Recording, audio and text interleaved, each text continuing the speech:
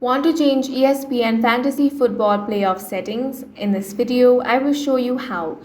First of all, you want to launch open the ESPN Fantasy app. Now you want to select football. Then choose the league that you want to edit. Now tap on My Team. Now select League. Then scroll down and find the option of League Manager to select that. This is where all the important league settings are.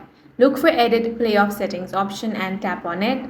From here, you can change the number of teams that make the playoff. Select anywhere from 4 to 6 teams depending on your league size.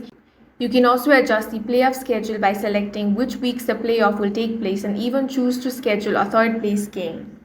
Once you're done with the edits, you want to tap on the save option, and that's it. Your playoff settings are updated.